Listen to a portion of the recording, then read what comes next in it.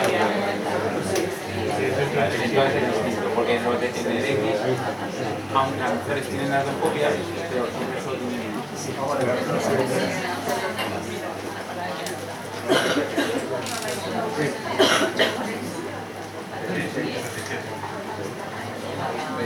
Hola, ¿qué tal?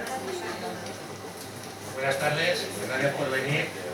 Un día como hoy, soleado, que casi apetece más estar por ahí por una terraza tomándose una cervecita, pues que vengáis a tomar la cervecita aquí dentro. Se está muy bien y además la ponencia, ya os digo yo que os va a encantar. Os va a encantar porque la otra ponencia que dio él, el tomate mecánico, aquí en esta misma sala, a mí es una de mis preferidas de este tipo de pub y yo creo que esta también. El tema es la clasificación. La clasificación que, por desgracia y por suerte, los seres humanos clasificamos automáticamente todo, ahora le ponemos etiquetas. Si no le ponemos etiquetas no estamos contentos. Eso nos da ventajas, pero también inconvenientes, porque muchas veces son casos de perjuicios, que suelen contar los problemas que tiene la clasificación, porque nada se puede clasificar perfectamente. De todo eso nos va a hablar José Blanca. Ya les digo, gracias por venir, se lo van a pasar muy bien, seguro que va a ser una charla estupenda y pido para el ponente y un fuerte abrazo.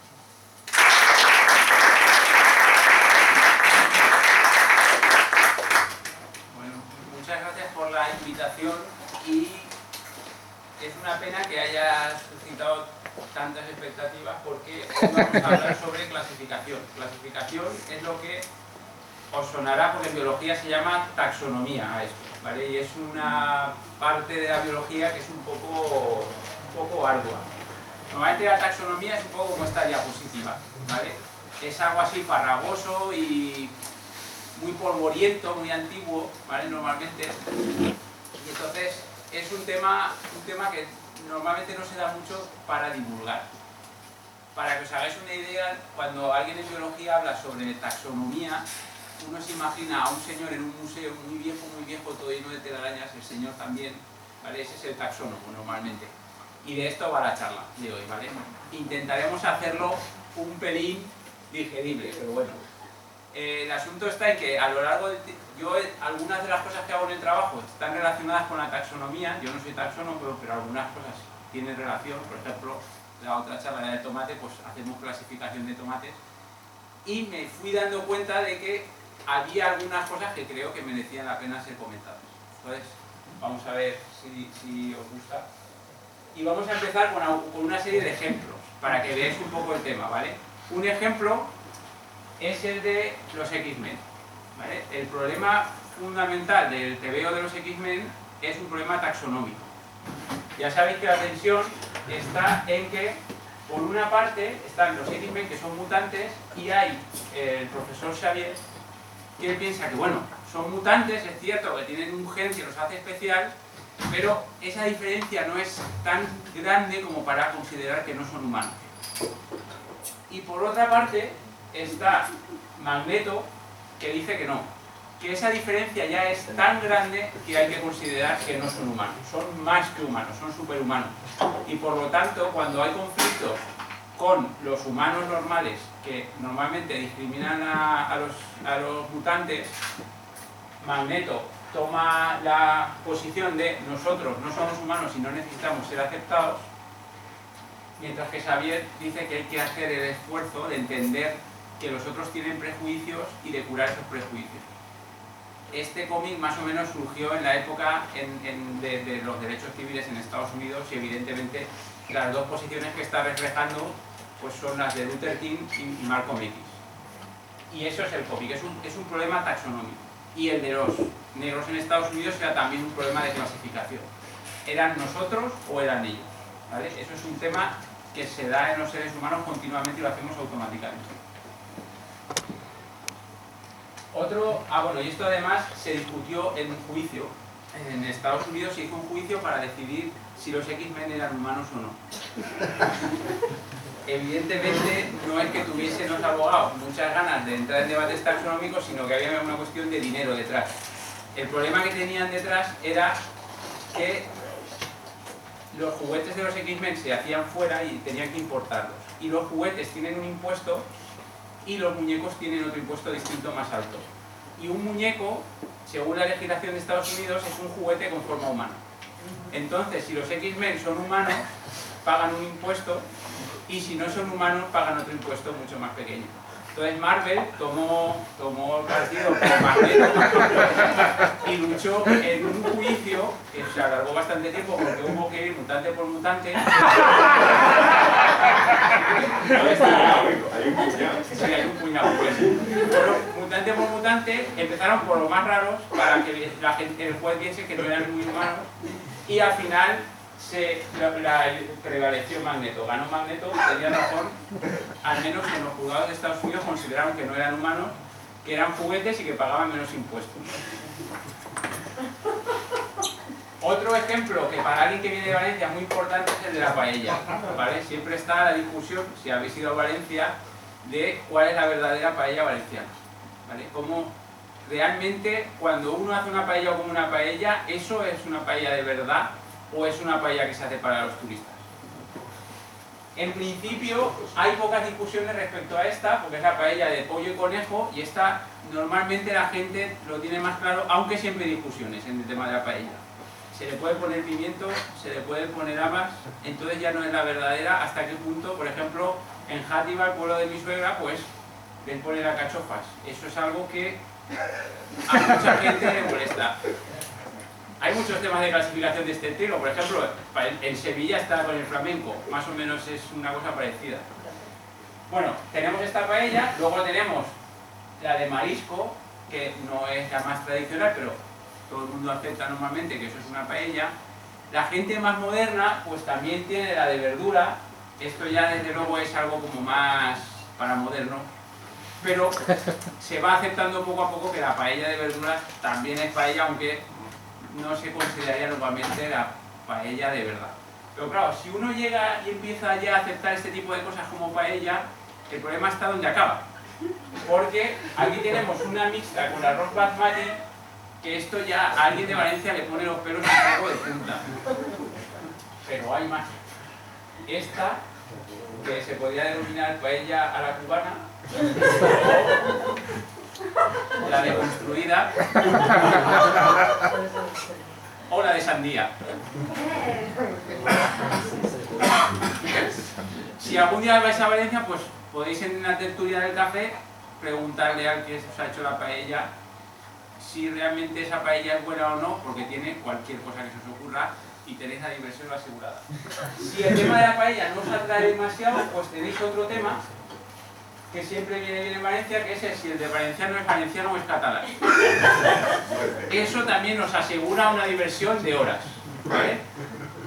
Lo que diga el otro, pues vosotros lo contrario, porque siempre se puede discutir. Y es también un problema de clasificación, evidentemente, ¿vale? Y luego, bueno, claro, aquí hay gente de Castellón también. Si los de Castellón, porque claro, no es lo mismo. El valenciano es valenciano y no es catalán para mucha gente. Pero cuando luego les empieza a decir, ya, pero es que en Castellón empiezan a estar ya más cerca, ¿por dónde ponemos? No, el Ebro, lo que se habla debajo del Ebro, eso era lo que hablaban los íberos antes que nadie. Entonces esto también asegura muchas horas de diversión. Otro problema de definición es el de Dios. Tenemos al Dios Padre, que ya son varios, porque tenemos el del Antiguo Testamento, que es un señor de la guerra, y el del Nuevo Testamento, que es un hippie. Pero es que además esto se confunde porque Dios en el cristianismo tuvo a su hijo, que es el mismo, ¿vale? Él es padre del mismo, y también es Dios, con lo cual esto está un poco confuso. Y después el papel del palomo acaba de enredar el asunto. Entonces, ¿quién es Dios de toda esta gente? Y luego están los que cuando les preguntas dicen, no, yo es que en realidad no es que crean un señor con barba, es una fuerza universal. Que no es la gravedad, por lo visto es alguna otra fuerza. Entonces, todo esto es confuso. ¿Cuál es la definición de Dios? Incluso dentro del cristianismo, no estamos hablando cuando se compara con otras religiones. Otro problema de clasificación. Un problema que tiene mucha relevancia es el de la enfermedad. Ese también es un problema de clasificación en el fondo, porque cuando uno va al médico, lo que le pide al médico es que le haga un diagnóstico, y eso es ponerle una etiqueta a tu enfermedad. Tú vas con una serie de síntomas y le pides al médico que te clasifique, te diga cuál es la enfermedad que tienes. Y eso evidentemente tiene una relevancia tremenda respecto, por ejemplo, a la terapia, ¿vale? No es lo mismo que te digan que tienes una enfermedad o que tienes otra. No es lo mismo que te digan que tienes un quiste de grasa que te digan que tienes un cáncer terminal con metástasis. El tratamiento va a ser completamente distinto y el pronóstico también va a ser completamente distinto. Eso depende de la clasificación y cuando a uno el médico lo clasifica erróneamente no le sienta demasiado bien normalmente, cuando luego acaba enterándose si es que se entera. Antes de continuar, porque ahora voy a hablar de enfermedades mentales, a pesar de diga lo que diga, no quiero que nadie confunda lo que voy a decir a continuación con que yo pienso que lo de las enfermedades mentales no es cierto, ¿vale? Las enfermedades mentales son un problema real que mucha gente tiene y que con un tratamiento adecuado mejoran la calidad de vida de esas personas muchísimo, ¿vale? Voy a criticar algunas de las aproximaciones a lo mejor de clasificación que se hacen, o voy a comentar algunos problemas que pueden tener según mi punto de vista, pero no estoy diciendo que la enfermedad mental no sea real en ningún momento, ¿de acuerdo? No creo que eso se malinterprete. Entonces, cuando hablamos de enfermedad mental, los psicólogos y los psiquiatras definen a la persona normal. Ellos no llaman normal porque normal tiene unas connotaciones que no les gustan y entonces llaman psicotípico, pero vamos, básicamente es una persona que aparentemente se comporta de un modo normal y que no tiene problemas. Y luego hay un espectro continuo hasta la persona enferma. Por ejemplo, aquí tenemos el caso de un premio Nobel que desarrolló mucho la teoría de juegos y además ha ganado un premio por desarrollos matemáticos, que no sé, yo lo leí y no entendía muy bien qué era. El tipo es muy listo, pero es esquizofrénico. Entonces, durante mucho tiempo estuvo conviviendo con gente que no era verdad, no existían de verdad, eran alucinaciones que él tenía y él los consideraba como que eran normales. Y además es paranoico. Siempre piensa, era paranoico y piensa... Sí, una peli. Sí, la peli no es extraordinariamente realista, pero pues más o menos sí. Y él claramente pues es una persona que tiene una enfermedad mental, ve gente, tiene paranoias, ¿vale? Aunque ha conseguido controlarlo una vez que lo ha sabido y lleva una vida más o menos normal. Y lo que en este caso queremos es establecer un punto de diagnóstico en este continuo entre sano y enfermo, y decir, por aquí cortamos, a partir de aquí es enfermo y a partir de aquí es sano. Y vamos a ver un caso, un ejemplo para que veáis que esto en realidad es un pelín complicado y realmente hay un continuo. Esto es una puntuación en un test que hacen los psicólogos. Ya sabéis que los psicólogos, cuando tú vas al psicólogo, lo primero que hacen es darte un montón de test. Y en este caso es un test para diagnosticar el síndrome de Asperger. Entonces tú lo haces y te da una puntuación. Y esta es la distribución de puntuaciones que da a la gente normal, que están clasificados como que no tienen la enfermedad. Veis que casi todos están entre 11 y 20 puntos, está el grueso de la población. Cuando este mismo test se les hace a los Asperger, sale una puntuación mucho más elevada.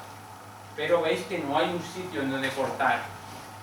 Y de hecho, aquí hay una montañita que daría la impresión, al menos según este test, que igual hay gente que está clasificada como enferma que a lo mejor no lo es. Aunque hay otros casos en donde parece que la cosa está muy clara. Porque yo lo hice, está en internet el test y caí ahí. Vale, estoy un poco entre Pinto y Valdenor, según el test.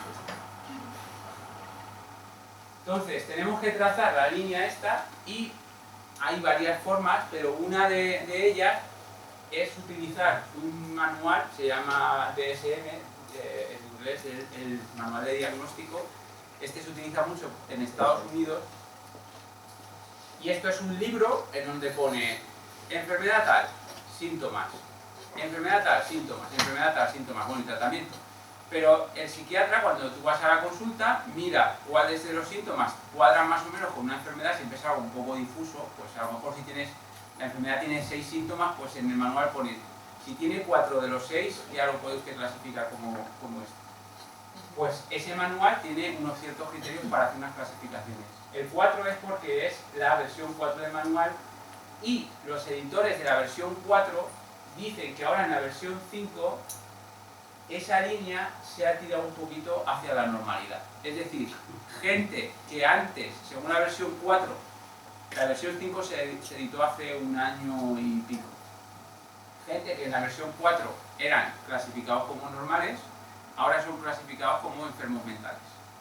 Seguramente no con enfermedades gravísimas, los que antes estaban en el límite no serán una enfermedad, no serán psicóticos paranoides, pero tienen una enfermedad y claro, eso tiene unas ciertas consecuencias. Te van a tratar, vas a tener un cierto estigma social, un cierto estigma incluso personal, ¿vale? Es decir, hay consecuencias en que te consideren enfermo o no y que te traten o no, porque si no tienes la enfermedad, ¿para qué necesitas ser tratado? Cuando se le pregunta a los editores del DSM-4, dicen que ahí hay varios motivos de por qué esto se ha movido. Por un lado, ellos dicen que las farmacéuticas han participado en la edición indirectamente del nuevo manual porque han puesto dinero para facilitar las reuniones y digamos que han intentado indirectamente influir para mover un poco esto. No lo digo yo, lo dice el editor del 4, uno de los editores del 4, yo no soy psiquiatra, no os puedo decir, simplemente os digo que es una discusión que existe. Y luego él decía también que, claro, los expertos son muy sensibles a lo que clasifican. Si vosotros a mí me preguntáis por tomate, yo os voy a decir, mira, esto es un tomate, y vosotros vais a verlo y vais a decir, eso no puede ser, eso no es un tomate, es imposible. Pero yo voy a ver cosas ahí, es decir, un experto tiende a ver de lo que trabaje, lo tiende a ver por todas partes. Entonces, él dice que los psiquiatras tienden a ver enfermedad mental en todas partes, claro, no tienen más remedio, salen a la calle y ven enfermos mentales incluso más que las personas que no son psiquiatras. Y luego dicen que, bueno, que se tendrían que mejorar los diagnósticos porque las visitas son cortas y tal. Un problema también económico.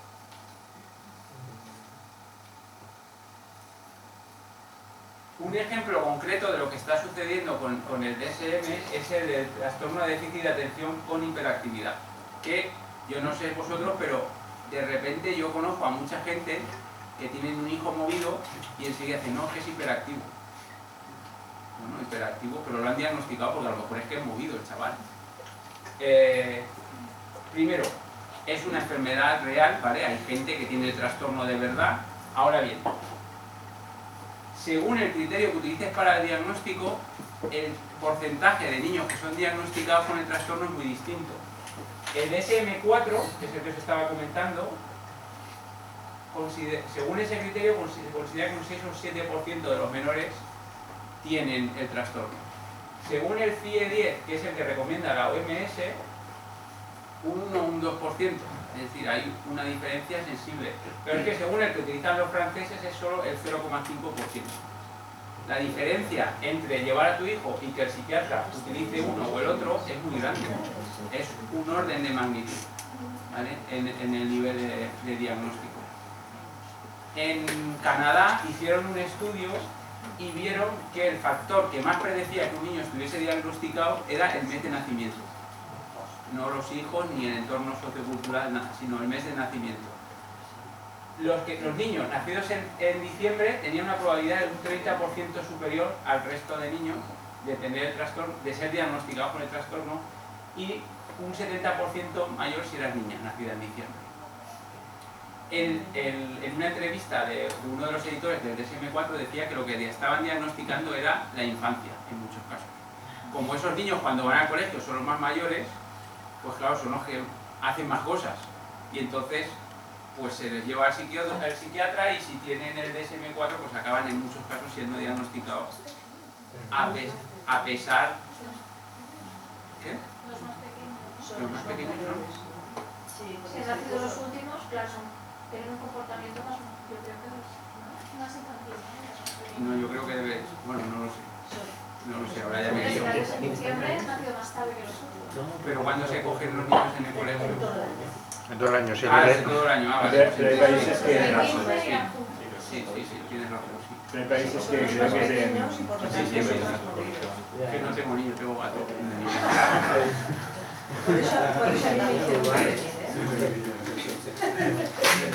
Bueno, pues veis, esto es un ejemplo en el que la clasificación, los criterios de clasificación importan. Otro caso que uno en principio pensaría que no es un problema es el de si estás vivo o estás muerto. Debe haber una distinción clara, ¿no?, entre estás vivo o estás muerto. Pero no es tan sencilla la cosa.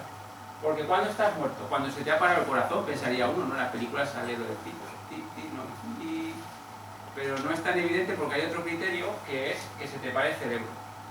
Y ahí ya depende, pues depende del país, depende de la legislación, depende de si el médico aplica o no aplica la legislación, pues digamos que la muerte es un proceso y poco a poco te vas muriendo, pero como a trozos, y en un momento concreto se determina que estás muerto. Y eso tiene consecuencias también. Por ejemplo, en Estados Unidos ha habido un caso hace un par de años de una señora que, bueno, no sé si estaba muerta o no, pero tenía el cerebro completamente parado, ¿vale? Y entonces, según la legislación de Estados Unidos, estaba muerta. Pero resulta que se había muerto cuando estaba embarazada de muy poco tiempo. Y entonces los grupos pro vida estaban muy empeñados en que esta señora acabase teniendo el hijo. Y entonces querían que se le siguiese manteniendo la vida artificialmente, a pesar de que en principio legalmente estaba muerta. Eso conllevó muchos problemas porque los médicos decían que ellos no tenían que tratar a alguien que estaba muerto, y sobre todo la compañía de seguro decía que la póliza ya no la cubría porque estaba muerta. Eso se llevó a juicio de nuevo y acabaron decidiendo parar la máquina y que se muriese del todo. Pero ya veis que no es algo muy claro. Yo he preguntado a médicos amigos que tengo aquí en España y me han dicho que el tema es muy confuso, porque además normalmente tampoco te hacen un electroencefalograma cuando te estás muriendo para saber justo el momento en el que estás muerto. Con lo cual, incluso algo como la muerte, que en principio tendría que ser algo muy claro, incluso ahí se pueden encontrar problemas. Otro tema que no voy a comentar porque si no se nos alarga mucho es, le podéis preguntar a los biólogos, cogéis a un par, quitáis los objetos portantes y les preguntáis si los virus están vivos o muertos. ¿Vale? Eso también da como lo de la paella para horas de diversión con los biólogos. Sí, esto, claro, yo creo que no son, yo creo que son, yo trabajo en genética y para mí los virus están completamente vivos, porque lo único que importa son los genes, y genes tienen. Pero claro, hay muchos biólogos que dicen que no tienen pero ya veis, esto, ponéis a los biólogos pero y ya... los genes no los pasan, necesitan. Claro, tú ves. Seguid.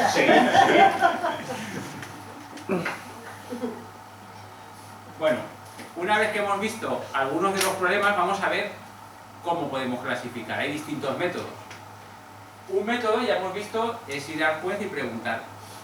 Pero claro, esto depende de cuánto dinero tenga tu abogado, cuánto dinero cobre el otro abogado, cuál sea el punto de vista que tenga el juez a priori, con lo cual es un método que yo no consideraría como muy fiable como criterio para clasificar, ¿vale? Porque que hayan decidido que tenía razón Magneto, ¿por qué? Las razones además que aducían eran sobre el número de miembros que tenían los X-Men, el color que tenían de piel y tal. No me parece algo como demasiado relevante para clasificar humanos, pero bueno, es un método que se puede usar. Otro método que utiliza mucho la gente y lo tienen como esto es lo que vale, ¿vale? Es el del diccionario. Cuando tú le preguntas a alguien tal cosa, y se va al diccionario y dice, no, lo que pone en la RAE es esto. Pero bueno, si lo pone en la RAE, esa gente es muy lista, debe de ser verdad, ¿no? Pero cuando te vas realmente y dices, mujer, ¿qué es una mujer? Persona de sexo femenino. Hombre, estrictamente es cierto, pero tampoco es que te aclare el asunto muchísimo, ¿vale? Y de hecho, incluso aunque intentasen aclararlo más, claro, el problema está en que los diccionarios están escritos con palabras, y las palabras se definen con otras palabras, con lo cual al final lo que acabas teniendo es una red de palabras, y es un problema filosófico muy gordo y que ha llevado a muchas discusiones, sobre todo en el siglo XX, donde aparecen los significados, ¿vale? En todas estas palabras, en algún sitio debe de estar la mujer ahí metida en las palabras, pero el significado realmente ¿dónde está? Eso es un problema filosófico que no soy capaz de explicaros, pero si algún día contratáis a un filósofo para que venga, le podéis preguntar por el tema del significado. Es un tema que tiene su tela. Y ya veis que además no se mojan mucho tampoco en los diccionarios. Bueno, es que el de la RAE completamente ya es dramático. Sí, hay otros diccionarios. Tenía una definición de Dios de la Wikipedia, que es un diccionario un poco más ajustado que el de la RAE. Decía zombie judío que que era su propio padre, ¿vale? Empezaba así la definición de Dios. Un método que se utiliza en biología mucho es el de los ejemplares tipo. Si vosotros habláis con un botánico o con un zoólogo, lo que hacen es tener unos ejemplares tipo. Por ejemplo, en tomate pues hay unos papeles con un ejemplar tipo pegado, ¿vale? Que es una planta que está hechafada, y te dicen, esto es un tomate. Lo que sea como este es tomate, lo que no, no sea. Como los tomates son aburridos, pues he puesto el ejemplo que lo que haría un zoólogo con hombres y mujeres. Por ejemplo, este es Linneo, que él, ya que sistematizó bastante lo de la clasificación en biología, él se puso como ejemplar tipo humano, ¿vale? Entonces, todo lo que se parezca a esto es un humano. Yo quiero sus rizos, ¿Qué? Yo quiero sus rizos. Los rizos parece ser que son opcionales en cuanto a la clasificación, no son un carácter definitivo. Es peluca. Porque es peluca, sí. Entonces, fácil. Y luego, bueno, en el caso de los zoólogos no clasifican hombre y mujer, clasifican humano en humano. Podría usarlo para los X-Men, pero vamos a verlo con hombre y mujer, cómo lo haríamos. Tenemos a estos dos ejemplares tipo, ¿vale?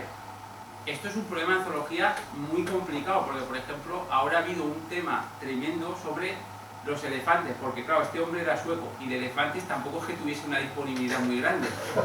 Entonces él dijo que el elefante era un espécimen que tenían en un museo en Suecia, pero ahora no estaba claro si ese espécimen era un elefante africano o un elefante asiático. Y eso ha sido un lío tremendo entre los botánicos, entre los zoólogos. Los zoólogos y los botánicos son un poco como los abogados de la biología.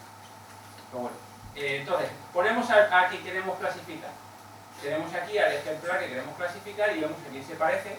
Veis que no es trivial, este tiene barba, aquel no tiene. Pero bueno, podemos acabar decidiéndonos porque se parece más a Linneo y entonces decimos que es un hombre. Luego ponemos a otra persona y podemos acabar concluyendo que se parece más a Emi y es una mujer.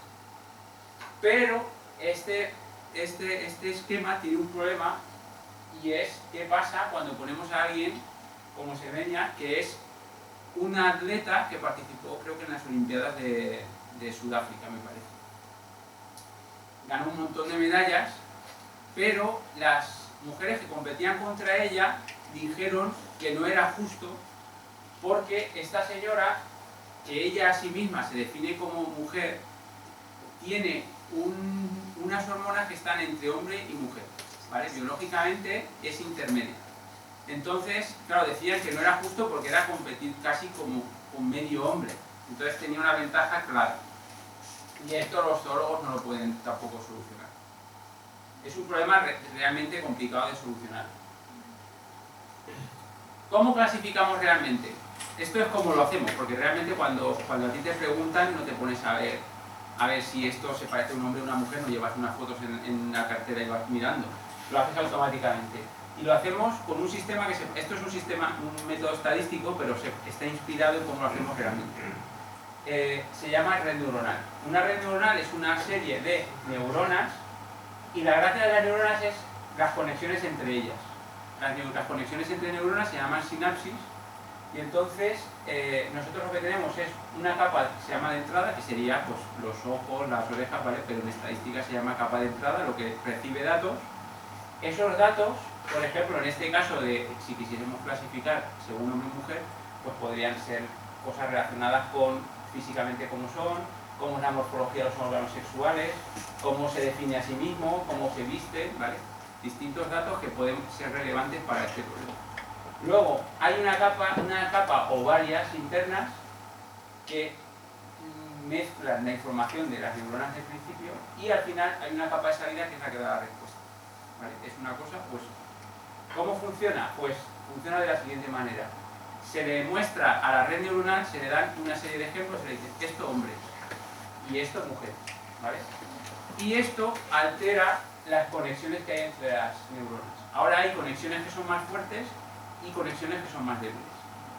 De alguna manera, que ni los estadísticos entienden, porque los estadísticos entienden el algoritmo de cómo hacer esto, pero lo que no entienden es dónde está ahí que es un hombre y una mujer, porque ahí está la definición. Pero es imposible de entender eso, porque ¿qué significa que esta conexión sea 1,1 de fuerte o 1,2? es ininterpretable, pero de alguna manera, luego una vez que tú pones el ejemplar que tienes para clasificar, le das los datos de entrada y automáticamente la red te da hace el procesado y te da una respuesta. Y te dice, pues en este caso es un número. ¿Vale? Así es como funcionan las redes neuronales. El truco está en enseñarlas. Los seres humanos también funcionamos con redes neuronales, pero muchísimo más complicadas. El caso del cerebro tiene 86.000 millones de neuronas y 10 a la 15 sinapsis, que no sé qué burrada es. Era algo así como, creo que el número de segundos desde el Big Bang era 10 a la 13, creo. Algo así. Es decir, es un número muy grande. Con lo cual, aunque clasificamos automáticamente, tú ves y ya dices hombre, mujer. Incluso dices muchas más cosas. Me gusta, no me gusta, hacen muchas cosas que automáticamente. No tenemos que hacer ningún esfuerzo. ¿Vale? Nuestras redes neuronales clasifican automáticamente, pero no sabemos cómo clasificar.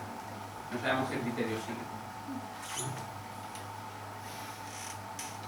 Una vez que hemos visto los métodos, vamos creo que a volver a ver un poco los problemas, pero desde otro punto de vista, porque creo que es muy informativo ver el problema, ver cuál es la estructura del problema, para que veáis que la clasificación no es algo sencillo en realidad, por eso tenemos problemas. Lo más importante es la variación. Si no hubiese variación, sería muy fácil clasificar. Si todos los hombres fuesen exactamente iguales y todas las mujeres exactamente iguales, no había ningún problema en clasificar. De hecho, en física eso es así. Los electrones son todos iguales, los protones son todos iguales, todas las partículas de la física son exactamente iguales. Cambian en los números cuánticos, pero no hay electrones con un poco más de pelo, electrones más flaquitos, más gorditos, son todos iguales. Pero en biología eso no es así. En biología, por ejemplo, en los seres humanos hay una variación en altura. Aquí tenéis a unos alumnos de una universidad ordenados por altura. Y de negro están los hombres y de blanco las mujeres. Es evidente que hay una cierta diferencia. Las mujeres tienden a ser un poco más bajas, los hombres un poco más altos, aunque hay un solapamiento grande. De hecho, si lo hacemos con mucha más gente, veis, estas son las dos distribuciones de unos datos reales. Y las mujeres es cierto que de media son más bajitas, pero hay un solapamiento grande. Eso es algo que también se malinterpreta mucho cuando se dice las mujeres son lo que sea, ¿vale? Eso no estás diciendo nada, porque en realidad si te estás refiriendo a la media, tendrías que tener en cuenta cómo de solapado es, ¿vale? Porque yo puedo decir, los hombres son más fuertes que las mujeres, de media, pero a mí, concretamente, que soy un alfeñique, la mayor parte de las mujeres vienen y me crían a hostias y me dejan muy listo, vamos, ¿vale? Entonces, hay que tener en cuenta la variación y el solapamiento este. Aunque hay una diferencia real y estadísticamente es clara entre las medias de hombre y mujer. Como no podemos separar, podríamos añadir más datos. Por ejemplo, podríamos decir, bueno, vamos a poner altura, pero además vamos a poner el peso, a ver si esto nos aclara algo. En Sevilla me dijeron que eran dos variables correlacionadas y que no habría que poner dos correlacionadas, pero bueno, no me voy a meter en tanta estadística porque además los PCAs luego esto lo solucionan. Pero bueno. El asunto está en que tenemos dos variables, ¿vale? Altura y peso. ¿Soluciona esto el problema de la clasificación? Pues tampoco, porque sigue habiendo un solapamiento. Podríamos continuar añadiendo más variables. Ya hemos visto antes que podemos poner muchas variables. Por ejemplo, pues la masa muscular o la forma del cuerpo, la forma de los órganos sexuales, cualquier cosa que se nos ocurra podemos poner. Y entonces tenemos ya muchas variables. Cuando tenemos muchas más variables, en vez de 2 dimensiones, tenemos muchas dimensiones. Es un problema multidimensional. Cuando tomamos los datos, lo que tenemos es esto. Es muchos individuos con muchas variables y muchos números. Eso, claro, así visto es imposible de digerir, pero los estadísticos tienen métodos muy chulos, que yo no sé muy bien cómo funcionan, pero te transforman esto en una representación en muchas dimensiones, pero te dan las dimensiones más guays primero. Entonces, lo que tenemos es, en realidad, un espacio de muchas dimensiones y los puntos los podemos pintar según, pues, sea hombre o mujer, que tenemos que saber a priori, por ejemplo, preguntándole a la persona. ¿Eres hombre, eres mujer? Y pintamos los puntos en este espacio, que es una representación de la matriz anterior. Y a partir de aquí es donde podemos clasificar. Por ejemplo, podemos poner estos dos círculos y decir, todo lo que caiga aquí dentro es mujer, todo lo que caiga aquí dentro es hombre. Y lo tenemos claro porque podemos hacer los cálculos y ver dónde cae cada individuo. Entonces, una cosa que yo creo que es importante y que muchas veces se confunde es que la clasificación es solo un modelo, ¿vale? Al menos en biología, y ya veréis también en los ámbitos culturales, la clasificación es un modelo de la realidad. La clasificación no es la realidad. Y muchas veces se confunde y hay gente que habla de clasificaciones como si eso fuese real, cuando en realidad no es verdad. Por ejemplo, hombre y mujer no es verdad.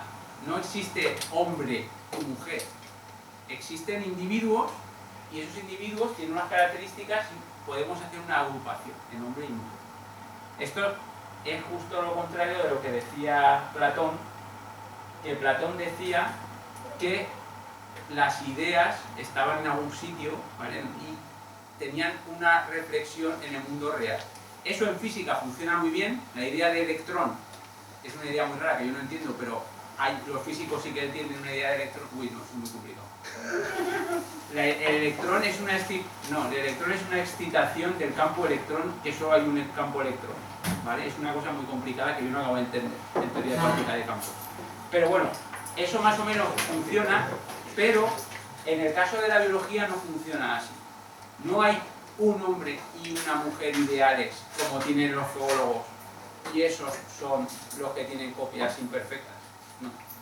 La realidad es la que es y nosotros hacemos clasificaciones que nos resultan útiles. Por ejemplo, hombre y mujer. Pero podemos hacer más clasificaciones. Por ejemplo, podríamos hacer clasificaciones con los mismos datos. Yo podría decir hombre y mujer.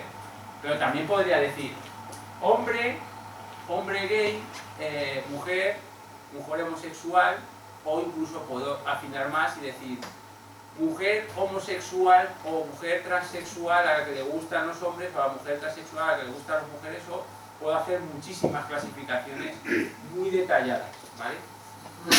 Y no es que una esté mejor que otra, son clasificaciones que tienen utilidades distintas. Por ejemplo, para hacer la declaración de la renta, ponernos a si eres gay, no eres gay, eres transexual o no, pues a lo mejor no tendría mucho sentido, aunque te pregunten, ¿no? Mujer y hombre, más o menos nos vamos apañando. Es una clasificación un poco burda, pero nos da una cierta idea para la mayor parte de la población. Ahora, si estás buscando un novio, a lo mejor ya interesa hilar un pelín más fino, ¿vale? Y si estás tratando temas sociales, pues tienes que hilar muchísimo más fino porque no es lo que tú piensas, sino tienes que tener en cuenta lo que la gente es en realidad. Y hay mucha diversidad en los seres humanos y en cualquier otra especie, ¿vale?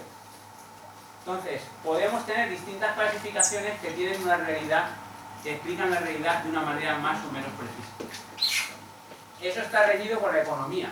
Claro, es mucho más fácil decir hombre, mujer, que decir mujer transexual a la que le gustan los hombres, pero que además cuando está haciendo el sexo le gusta más tal cosa, ¿vale? Esto es mucho menos económico, entonces lo ideal sería utilizar la clasificación que nos define la realidad lo suficiente para el caso que necesitemos en ese momento. Esto de nuevo es algo que yo he observado que da muchísimos quebraderos de cabeza. Por ejemplo, en mi campo, en la biología, en taxonomía hay discusiones gigantescas, ¿vale? Con si los tomates son una cosa u otra, ¿vale? Y estamos haciendo esto, básicamente, pero no hay manera de que cuando nos ponemos a hablar de taxonomía, y aunque parezca mentira, la taxonomía del tomate, como cualquier otra, llega a encender los ánimos, ¿vale? Parece mentira que uno que diga si Solanum galapagense es una especie distinta a Solanum pipinellifolium, esto llega a molestar a la gente bastante. Y desde luego cuando es hombre o mujer, pues más todavía. Aquí tenéis un ejemplo de qué pasa cuando la realidad tiene más o menos información, más o menos económica, y es una foto de una realidad. Pues si nos apañamos con esto, esto es muy barato, tiene muy poca información, pero en algunos casos esto no es suficiente y necesitamos ir hacia eso, ¿vale? Entonces, esto yo creo que es un tema que a mí me parece importante y es, podemos tener distintas clasificaciones y las clasificaciones son modelos, no la realidad. No hay que confundir, creo yo, la realidad con nuestra clasificación. Hay gente incluso que dice que toda la ciencia es una forma de comprimir información, ¿vale? Tal y como estábamos viendo en la diapositiva anterior. toda la ciencia trata de hacer modelos y resumir muchísimas observaciones en muy pocas leyes, en unos modelos muy simples. Pero es un tema que tendremos que tratar en otra ocasión. Otra cuestión que hay que tener en cuenta cuando estamos viendo la estructura de la variación es que esta estructura de la variación, que habíamos visto que está en muchas dimensiones, además de estar en muchas dimensiones, es fractal. ¿Qué es un fractal? Un fractal es una estructura matemática, es una geometría como un cubo o un cilindro, pero que es un poco distinta a un cubo o un cilindro. Tiene la característica de que es semejante a sí mismo cuando cambias de escala. Por ejemplo, si yo intento hacer grupos en estas nubes, yo podría decir, esto es un grupo, esto es otro grupo, esto es otro, aquí parece que empieza otro, ¿vale? Pero yo esto lo puedo ampliar, puedo hacer zoom y veo uno de los que yo había dicho que era un grupo, y veo que en realidad este grupo más o menos parece también una nube, y puedo dividirlo. Puedo coger este grupo y este grupo por otro lado, y este grupo de aquí y este grupito de aquí. Pero es que yo me puedo ir a este y ampliar otra vez más y sigo viendo una nube. Esto es un fractal. Un fractal es algo que cuando uno va ampliando, pues más o menos se ve lo mismo. Ejemplos de fractal, pues los árboles, por ejemplo, son también un ejemplo de fractal. Cuando uno ve una rama grande, tiene que tener un poco la escala, porque una rama pequeña, más o menos, una subrama de la rama grande también parece una rama. Y el problema de la variación es que la variación en biología y en una cultura se distribuye de una manera fractal. Y es muy difícil hacer círculos que nos convenzan a todos, porque desde luego los círculos van a ser hasta cierto punto arbitrarios. Un ejemplo de fractal. Esto es un análisis de la variación humana, la variación genética en este caso. Cuando yo trabajo genética, pues tiendo a hacer análisis de este tipo, los hacemos en tomates y en melones, pero vamos, básicamente las técnicas son las mismas. Aquí están los individuos que pusieron en el estudio de África y luego de Europa, de Asia, Centrasia, América, ¿vale? De distintos sitios. Y veis que están claramente, hasta cierto punto se distinguen grupos. Los africanos son los más claros. En genética, no sé, supongo que lo sabréis, pero básicamente los seres humanos para un genético son los africanos y el resto pues son una anécdota, porque tenemos una variación genética muy pequeña, ¿vale? La especie humana es africana y el resto pues son unos africanos que se fueron de allí, ¿vale? Pero son muy poquitos. Pero bueno, podemos esto ampliarlo y por ejemplo ampliar Europa. Este montoncito de aquí, que ya no acaba de estar claro por dónde cortar aquí, pero podemos incluso decir, bueno, vamos a cortar por aquí. Habría individuos que no están muy claros si son europeos o no, ¿vale? Igual son de Turquía, pero estos individuos de aquí los ampliamos. Entonces hacemos un nuevo análisis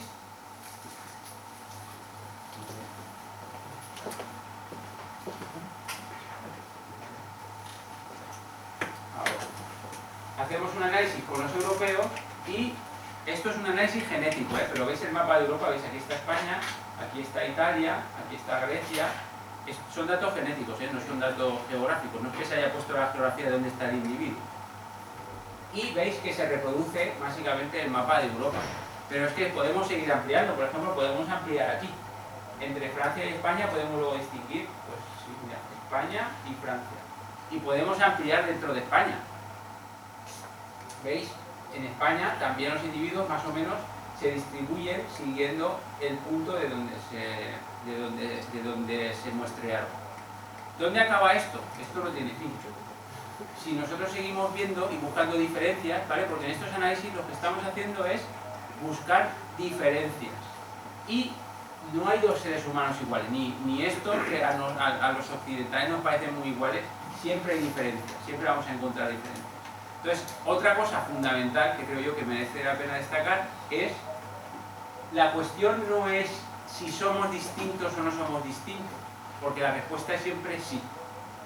Siempre somos distintos. La cuestión es cuánto de distintos somos, es cuantificar la diferencia.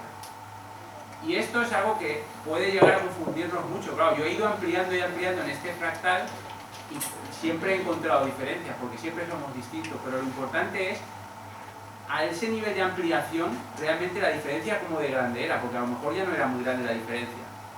Lo vemos aquí con una diapositiva. Nosotros tenemos un nivel de ampliación, ¿vale? Estamos fijándonos en las diferencias entre estos individuos. Claro, fijarnos en las diferencias no nos fijamos en el parecido. Esto es compatible con que estos individuos sean muy distintos, sean muy fáciles de distinguir, pero también es compatible con que sean algo distintos. Y también es compatible con que sean muy poco distintos. Claro, si nosotros hacemos un análisis fijándonos en las diferencias y tenemos suficiente potencia estadística, y hoy en día en genética, por ejemplo, tenemos mucha potencia estadística, vamos a llegar a distinguir cosas que son prácticamente iguales.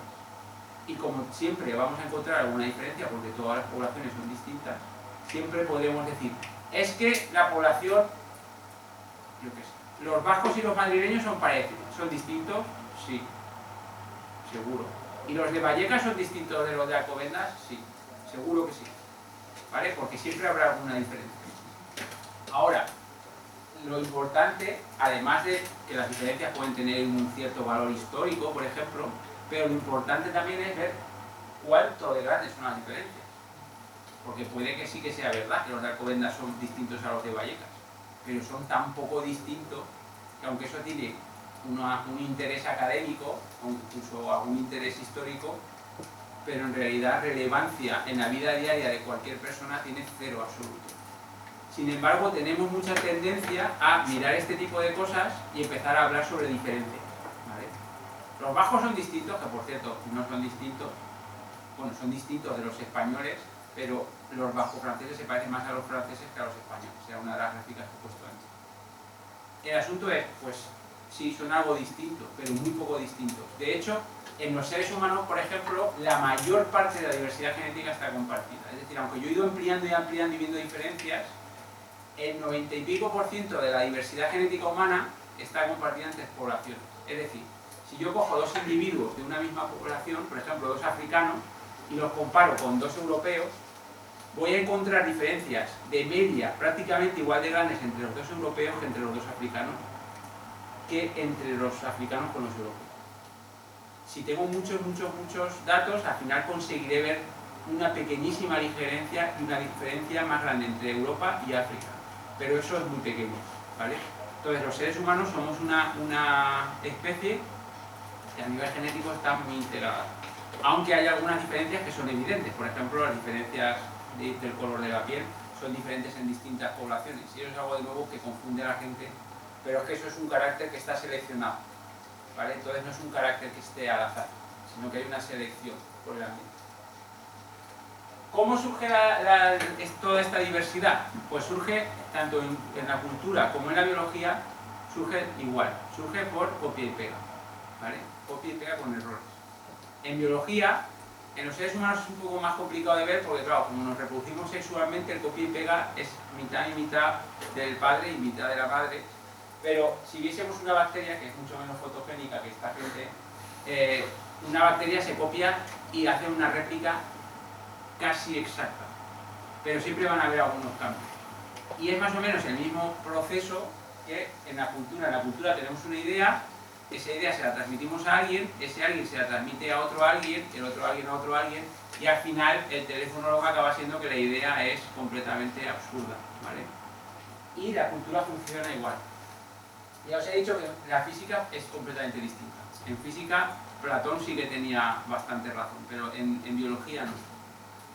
Vamos a ver un ejemplo cultural. Esto es un análisis hecho con los métodos que usamos en genética, pero esto es el cuento de Caperucita Roja, ¿vale?